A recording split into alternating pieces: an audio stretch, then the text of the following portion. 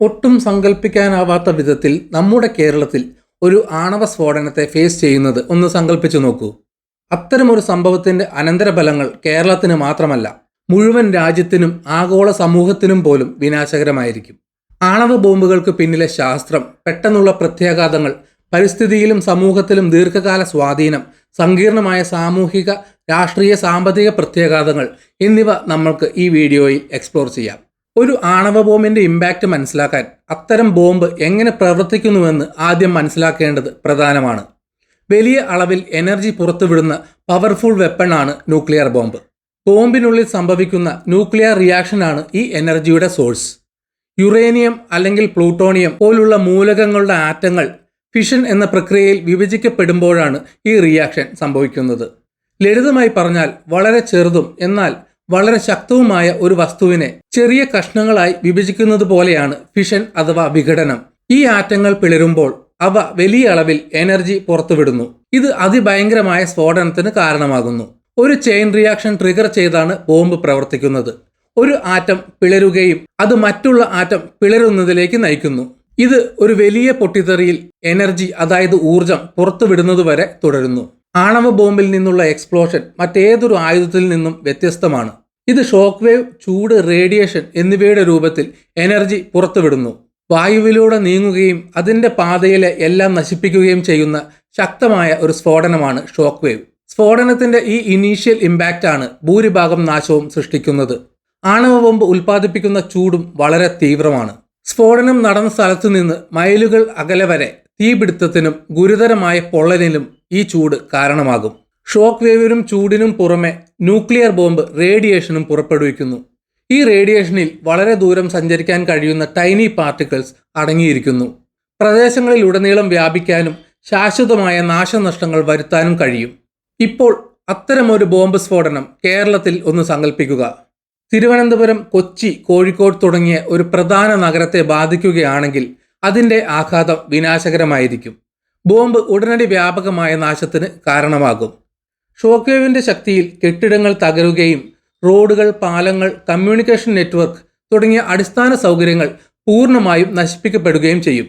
സ്ഫോടനത്തിലോ തുടർന്നുണ്ടാകുന്ന തീപിടുത്തത്തിലോ അകപ്പെട്ട് ആയിരക്കണക്കിന് ആളുകൾ തൽക്ഷണം മരിക്കും. മരണസംഖ്യ സങ്കല്പിക്കാനാവാത്തതായിരിക്കും. കേരളത്തിലെ ജനസാന്ദ്രത അർത്ഥമാക്കുന്നത് ഇത് ധാരാളം ആളുകളെ ബാധിക്കുകയും നിമിഷങ്ങൾക്കുള്ളിൽ അവിടെ മുഴുവൻ തുടച്ചു നീക്കപ്പെടുമെന്നും എന്നാണ്. സ്ഫോടനത്തിൽ നിന്നുള്ള തീവ്രമായ ചൂട് കെട്ടിടങ്ങളിലും വനങ്ങളിലും മറ്റ് പ്രദേശങ്ങളിലും തീപിടുത്തത്തിന് കാരണമാകും. ശക്തമായ കാറ്റും പരിസ്ഥിതിയിലെ കത്തുന്ന വസ്തുക്കളും മൂലം തീ അതിവേഗം പടരും. ഈ തീ മണിക്കൂറുകളോ ദിവസങ്ങളോ കത്തുകയും അവയുടെ പാതയിലെ എല്ലാം നശിപ്പിക്കുകയും ചെയ്യും. ചൂടിന്റെ സമീപത്ത് കുടുങ്ങിയ ആർക്കും ഗുരുതരമായ പൊള്ളലോ മരണമോ സംഭവിക്കും. ചൂട് മിന്നൽ പോലുള്ള പ്രകാശം സൃഷ്ടിക്കുകയും ആളുകൾക്ക് രക്ഷപ്പെടാനോ അഭയം കണ്ടെത്താനോ കഴിയാതെ വരികയും ചെയ്യും. സ്ഫോടനത്തിന്റെ ശബ്ദം കിലോമീറ്ററുകളോളം പ്രതിധ്വനിക്കും. ഷോക്ക് വേവ് അടിക്കുന്നതിന് മുമ്പ് സമീപത്തുള്ളവർക്ക് പ്രതികരിക്കാൻ പോലും സമയം ലഭിക്കില്ല. ഷോക്ക് വേവും ചൂടും ഉടനടിയുള്ള ഭീഷണികളാണെങ്കിലും ഒരു ന്യൂക്ലിയർ സ്ഫോടനത്തിന്റെ ദീർഘകാല പ്രത്യാഘാതങ്ങൾ അതിലും അപകടകരമാണ്. ഒരു ന്യൂക്ലിയർ ബോംബിന്റെ ഏറ്റവും ദോഷകരമായ വശങ്ങളിലൊന്ന് അത് പുറത്തുവിടുന്ന റേഡിയേഷനാണ്. ബോംബ് പൊട്ടിത്തെറിക്കുമ്പോൾ അത് പരിസ്ഥിതിയിലേക്ക് വൻതോതിൽ റേഡിയേഷൻ പുറപ്പെടുവിക്കുന്നു. ഈ റേഡിയോ ആക്റ്റീവ് കണങ്ങൾക്ക് വായുവിലൂടെ സഞ്ചരിക്കാൻ കഴിയും. ഇത് പ്രാരംഭ സ്ഫോടന മേഖലയ്ക്ക് പുറത്തുള്ള വലിയ പ്രദേശങ്ങളെ ബാധിക്കുന്നു. റേഡിയേഷൻ വായു, ജലം, മണ്ണ് എന്നിവയെ മലിനമാക്കുകയും ഈ പ്രദേശത്തെ വർഷങ്ങളോളം വാസയോഗ്യമല്ലാതാക്കുകയും ചെയ്യും. ഉയർന്ന അളവിലുള്ള റേഡിയേഷന് വിധേയരാകുന്ന ആളുകൾക്ക് ഛർദി, മുടികൊഴിച്ചിൽ തുടങ്ങിയ ലക്ഷണങ്ങൾ ഉൾപ്പെടുന്ന റേഡിയേഷൻ അസുഖം ഉണ്ടാകാം. ക്യാൻസർ, ജനിതക വ്യതിയാനങ്ങൾ, ജനന വൈകല്യങ്ങൾ എന്നിവയുൾപ്പെടെ ദീർഘകാല ആരോഗ്യ പ്രശ്നങ്ങൾക്കും ഈ റേഡിയേഷൻ കാരണമാകും. സ്ഫോടനത്തിന് ശേഷവും റേഡിയേഷൻ അന്തരീക്ഷത്തിൽ നീണ്ടു നിൽക്കുകയും പ്രദേശത്ത് അവശേഷിക്കുന്ന ആർക്കും ഭീഷണി ഉയർത്തുകയും ചെയ്യുന്നു എന്നതാണ് ഏറ്റവും ഭയപ്പെടുത്തുന്ന വശം. ജനസാന്ദ്രതയും കാർഷിക മേഖലയാൽ സമ്പന്നവുമായ കേരളത്തിൽ പാരിസ്ഥിതിക പ്രത്യാഘാതങ്ങൾ വിനാശകരമാകും. റേഡിയേഷൻ വലിയ നഗരങ്ങളിൽ വ്യാപിക്കുകയും നഗര ഗ്രാമപ്രദേശങ്ങളെ ബാധിക്കുകയും ചെയ്യും. കേരളത്തിലെ പ്രശസ്തമായ കായലുകൾ, വനങ്ങൾ, വന്യജീവികൾ സാരമായി നശിപ്പിക്കപ്പെടുക ചെയ്യും. റേഡിയോ ആക്റ്റീവ് കണങ്ങളാൽ മണ്ണ് മലിനമാവുകയും വിളകൾ വളർത്തുകയോ കൃഷി നിലനിർത്തുകയോ ചെയ്യുന്നത് അസാധ്യമാക്കുകയും ചെയ്യും. കൃഷിയും വിനോദസഞ്ചാരവും പോലുള്ള കേരളത്തിലെ പ്രാഥമിക വ്യവസായങ്ങൾക്ക് വലിയ നഷ്ടമുണ്ടാകും. നിരവധി ഇനം മൃഗങ്ങളും സസ്യങ്ങളും കൊല്ലപ്പെടുകയോ വംശനാശത്തിന്റെ വക്കിലേക്ക് തള്ളപ്പെടുകയോ ചെയ്തുകൊണ്ട് പരിസ്ഥിതി എന്നേക്കുമായി മാറിക്കൊണ്ടിരിക്കും. ഓരോ വർഷവും ദശലക്ഷക്കണക്കിന് വിനോദസഞ്ചാരികളെ ആകർഷിക്കുന്ന കേരളത്തിന്റെ സൗന്ദര്യം ഇല്ലാതാകും. ഒരിക്കൽ ജീവജാലങ്ങളാൽ നിറഞ്ഞിരുന്ന അതിന്റെ ആവാസ വ്യവസ്ഥ ഒരു തരിശു ഭൂമിയായി മാറും. അടിസ്ഥാന സൗകര്യങ്ങളുടെ നാശവും ജീവഹാനിയും കേരളത്തിന്റെ സമ്പദ് വ്യവസ്ഥയെ ദൂരവ്യാപകമായി ബാധിക്കും. വിദ്യാഭ്യാസം, ആരോഗ്യ സംരക്ഷണം, സാമൂഹിക ക്ഷേമം എന്നിവയിൽ ശക്തമായ ശ്രദ്ധ കേന്ദ്രീകരിച്ചുകൊണ്ട് ഉയർന്ന തലത്തിലുള്ള മാനവ വികസനത്തിന് പേര് കേട്ടതാണ് കേരളം. സമ്പദ് വ്യവസ്ഥയ്ക്ക് ഏറ്റവും കൂടുതൽ സംഭാവന നൽകുന്ന സംസ്ഥാനത്തിന്റെ വിനോദസഞ്ചാര വ്യവസായം പൂർണ്ണമായും നശിക്കും. മനോഹരമായ ഭൂപ്രകൃതികൾ, കടൽ തീരങ്ങൾ, വനങ്ങൾ എന്നിവ നശിപ്പിക്കപ്പെടുകയും വിനോദസഞ്ചാരികൾക്ക് സന്ദർശിക്കാൻ സ്ഥലമില്ലാതാവുകയും ചെയ്യും. വിനോദസഞ്ചാരത്തിൽ നിന്നുള്ള വരുമാന നഷ്ടവും കാർഷിക മേഖലയുടെ നാശവും സമ്പദ് വ്യവസ്ഥയെ തകർക്കും.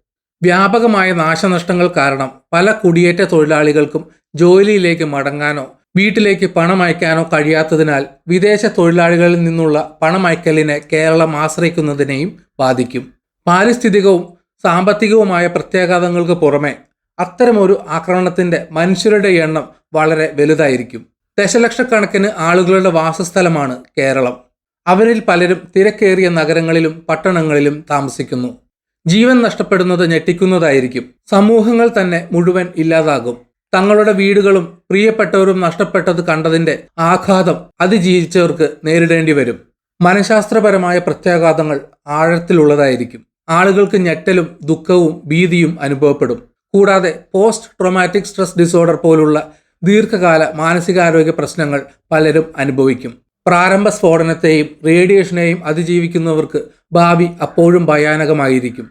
മലിനമായ അന്തരീക്ഷത്തിൽ ജീവിക്കുന്നതിൻ്റെ കഠിനമായ യാഥാർത്ഥ്യത്തെ അതിജീവിച്ചവർ അഭിമുഖീകരിക്കും. ശുദ്ധജലം, ഭക്ഷണം, വൈദ്യസഹായം എന്നിവയുടെ അഭാവം അതിജീവനം ബുദ്ധിമുട്ടാക്കും. ഇതിനകം തന്നെ ബുദ്ധിമുട്ടിലായ ആരോഗ്യ സംരക്ഷണ സംവിധാനം തകരും. ആശുപത്രികൾ തകരും. ആരോഗ്യ പ്രവർത്തകരുടെ ക്ഷാമം ഉണ്ടാകും.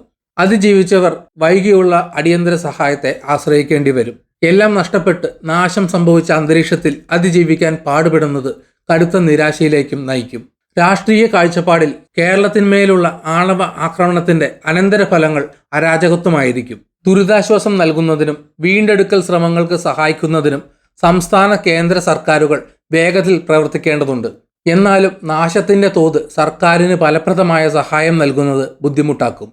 ഇവാക്വേഷൻ പ്ലാൻ, വൈദ്യസഹായം, അടിസ്ഥാന സൗകര്യങ്ങളുടെ റീബിൽഡിംഗ് എന്നിവയുൾപ്പെടെ വൻതോതിലുള്ള പ്രതികരണം സർക്കാർ ഏകോപിപ്പിക്കേണ്ടതുണ്ട്.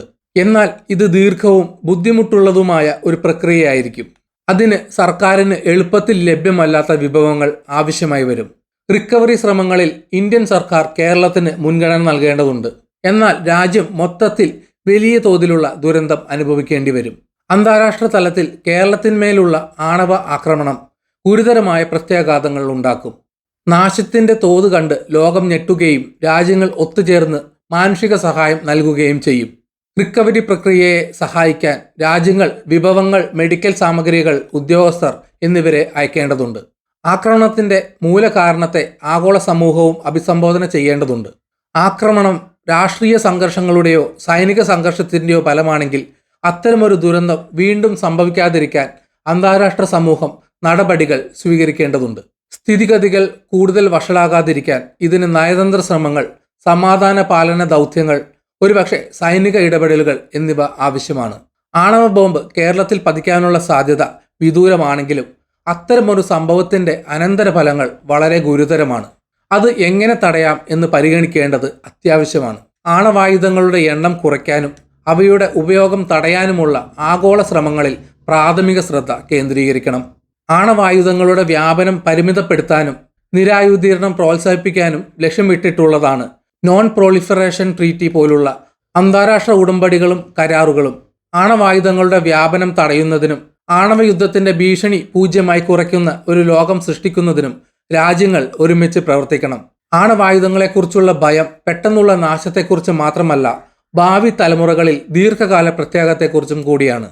റേഡിയേഷൻ അതിജീവിച്ചവരെ മാത്രമല്ല, രോഗബാധിതരുടെ കുട്ടികളെയും ഭാവി തലമുറയെയും ബാധിക്കും. ആണവായുധങ്ങൾ നിലനിൽക്കുന്ന ഒരു ലോകത്ത് ജീവിക്കുന്നതിന്റെ വൈകാരികവും മാനസികവുമായ പ്രത്യാഘാതങ്ങളും വിനാശകരമാണ്. അതിനാൽ ആണവായുധങ്ങളുടെ ഉപയോഗം ഒരിക്കലും സംഭവിക്കാൻ അനുവദിക്കില്ലെന്ന് ഉറപ്പാക്കാൻ രാജ്യങ്ങൾ ഒത്തുചേരേണ്ടത് പ്രധാനമാണ്. ആണവ ബോംബ് കേരളത്തിൽ പതിക്കാനുള്ള സാധ്യത അവിശ്വസനീയമാം വിധം കുറവാണെങ്കിലും ആണവായുധങ്ങളുടെ വിനാശകരമായ ശക്തിയുടെയും സമാധാനത്തിനായി പ്രവർത്തിക്കേണ്ടതിന്റെ പ്രാധാന്യത്തിന്റെയും ഓർമ്മപ്പെടുത്തലാണിത്. ആഗോള സഹകരണം, നിരായുധീകരണം, നയതന്ത്ര ശ്രമങ്ങൾ എന്നിവയിൽ ശ്രദ്ധ കേന്ദ്രീകരിക്കുന്നതിലൂടെ കേരളവും ലോകവും ഒരിക്കലും ഇത്തരമൊരു ദുരന്തത്തെ അഭിമുഖീകരിക്കില്ലെന്ന് ഉറപ്പാക്കാൻ നമുക്ക് പ്രവർത്തിക്കാം. ഈ വീഡിയോ ഇവിടെ നിർത്തുന്നു. നിങ്ങൾക്ക് വീഡിയോ ഇഷ്ടപ്പെട്ടെങ്കിൽ ലൈക്ക് ചെയ്യുക. ചാനൽ സബ്സ്ക്രൈബ് ചെയ്തിട്ടില്ലെങ്കിൽ സബ്സ്ക്രൈബ് ചെയ്യണം. വിലയേറിയ അഭിപ്രായങ്ങൾ കമൻറ്റിൽ രേഖപ്പെടുത്തണം. നോട്ടിഫിക്കേഷൻ ബെൽ ബട്ടൺ അമർത്താൻ മറക്കരുത്. മറ്റൊരു വീഡിയോയുമായി വീണ്ടും കാണാം. ബൈ.